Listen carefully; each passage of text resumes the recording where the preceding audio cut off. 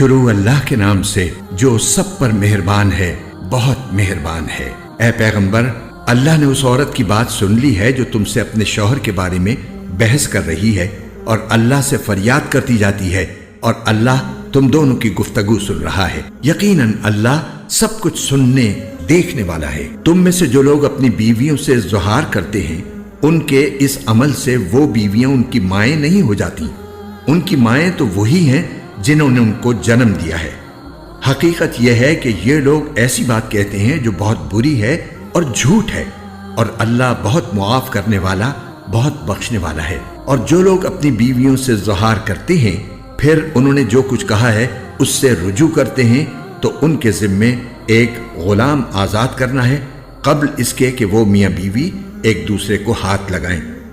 یہ ہے وہ بات جس کی تمہیں نصیحت کی جا رہی ہے، اور جو کچھ تم کرتے ہو اللہ اس سے پوری طرح باخبر ہے۔ پھر جس شخص کو غلام میسر نہ ہو، اس کے ذمے 2 متواتر مہینوں کے روزے ہیں قبل اس کے کہ وہ میاں بیوی ایک دوسرے کو ہاتھ لگائیں۔ پھر جس کو اس کی بھی استطاعت نہ ہو، اس کے ذمے 60 مسکینوں کو کھانا کھلانا ہے۔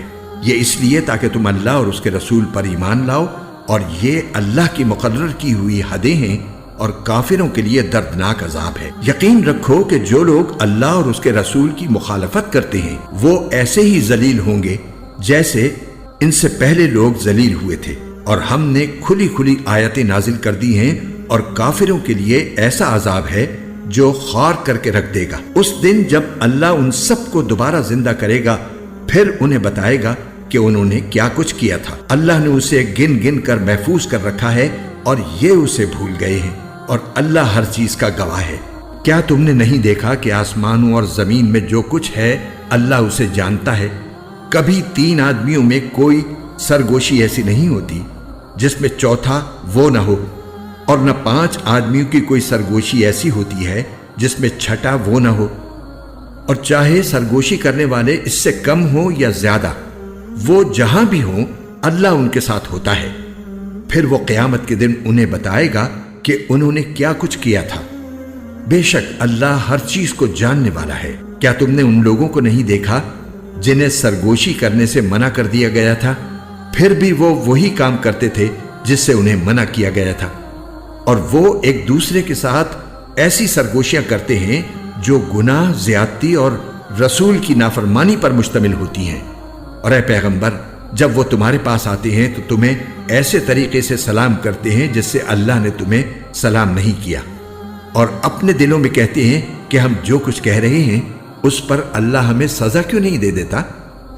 جہنم ہی ان کی خبر لینے کے لیے کافی ہے، وہ اسی میں جا پہنچیں گے، اور وہ پہنچنے کی بہت بری جگہ ہے۔ اے ایمان والو، جب تم آپس میں ایک دوسرے سے سرگوشی کرو تو ایسی سرگوشی نہ کرو جو گناہ، زیادتی اور رسول کی نافرمانی پر مشتمل ہو۔ ہاں، ایسی سرگوشی کرو جو نیک کاموں اور تقوی پر مشتمل ہو، اور اللہ سے ڈرتے رہو جس کے پاس تم سب کو جمع کر کے لے جایا جائے گا۔ ایسی سرگوشی تو شیطان کی طرف سے ہوتی ہے تاکہ وہ ایمان والوں کو غم میں مبتلا کرے، اور وہ اللہ کے حکم کے بغیر انہیں ذرا بھی نقصان نہیں پہنچا سکتا۔ اور مومنوں کو اللہ ہی پر بھروسہ رکھنا چاہیے۔ اے ایمان والو، جب تم سے کہا جائے کہ مجلسوں میں دوسروں کے لیے گنجائش پیدا کرو تو گنجائش پیدا کر دیا کرو، اللہ تمہارے لیے وسعت پیدا کرے گا۔ اور جب کہا جائے کہ اٹھ جاؤ تو اٹھ جاؤ۔ تم میں سے جو لوگ ایمان لائے ہیں اور جن کو علم عطا کیا گیا ہے، اللہ ان کو درجوں میں بلند کرے گا، اور جو کچھ تم کرتے ہو اللہ اس سے پوری طرح باخبر ہے۔ اے ایمان والو، جب تم رسول سے تنہائی میں کوئی بات کرنا چاہو تو اپنی اس تنہائی کی بات سے پہلے کچھ صدقہ کر دیا کرو۔ یہ طریقہ تمہارے حق میں بہتر اور زیادہ ستھرا طریقہ ہے۔ ہاں، اگر تمہارے پاس صدقہ کرنے کے لیے کچھ نہ ہو تو اللہ بہت بخشنے والا، بہت مہربان ہے۔ کیا تم اس بات سے ڈر گئے کہ اپنی تنہائی کی بات سے پہلے صدقات دیا کرو؟ اب جب کہ تم ایسا نہیں کر سکے اور اللہ نے تمہیں معاف کر دیا تو تم نماز قائم کرتے رہو اور زکوٰۃ دیتے رہو، اور اللہ اور اس کے رسول کی فرما برداری کرتے رہو، اور جو کام بھی تم کرتے ہو اللہ اس سے پوری طرح باخبر ہے۔ کیا تم نے ان کو نہیں دیکھا جنہوں نے ایسے لوگوں کو دوست بنایا ہوا ہے جن پر اللہ کا غضب ہے؟ یہ نہ تو تمہارے ہیں اور نہ ان کے، اور یہ جانتے بوجھتے جھوٹی باتوں پر قسمیں کھا جاتے ہیں۔ اللہ نے ان کے لیے سخت عذاب تیار کر رکھا ہے۔ حقیقت یہ ہے کہ بہت برے ہیں وہ کام جو یہ کرتے رہے ہیں۔ انہوں نے اپنی قسموں کو ایک ڈھال بنا لیا ہے، پھر وہ دوسروں کو اللہ کے راستے سے روکتے رہے ہیں۔ اس لیے ان کے لیے ایسا عذاب ہے جو ذلیل کر کے رکھ دے گا۔ ان کے مال اور ان کی اولاد اللہ کے مقابلے میں ان کے کچھ کام نہیں آئیں گے۔ یہ دوزخ والے لوگ ہیں، یہ ہمیشہ اسی میں رہیں گے۔ جس دن اللہ ان سب کو دوبارہ زندہ کرے گا تو اس کے سامنے بھی یہ اسی طرح قسمیں کھائیں گے جیسے تمہارے سامنے کھاتے ہیں، اور یہ سمجھیں گے کہ انہیں کوئی سہارا مل گیا ہے۔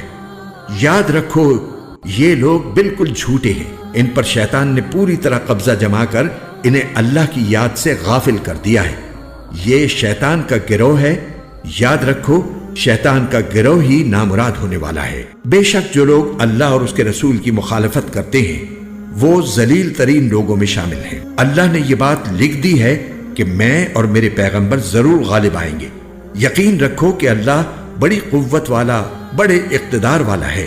جو لوگ اللہ اور آخرت کے دن پر ایمان رکھتے ہیں ان کو تم ایسا نہیں پاؤ گے کہ وہ ان سے دوستی رکھتے ہوں جنہوں نے اللہ اور اس کے رسول کی مخالفت کی ہے، چاہے وہ ان کے باپ ہوں یا ان کے بیٹے یا ان کے بھائی یا ان کے خاندان والے۔ یہ وہ لوگ ہیں جن کے دلوں میں اللہ نے ایمان نقش کر دیا ہے اور اپنی روح سے ان کی مدد کی ہے، اور انہیں وہ ایسے باغوں میں داخل کرے گا جن کے نیچے نہریں بہتی ہوں گی، جہاں وہ ہمیشہ رہیں گے۔ اللہ ان سے راضی ہو گیا ہے اور وہ اللہ سے راضی ہو گئے ہیں۔ یہ اللہ کا گروہ ہے۔ یاد رکھو کہ اللہ کا گروہ ہی فلاح پانے والا ہے۔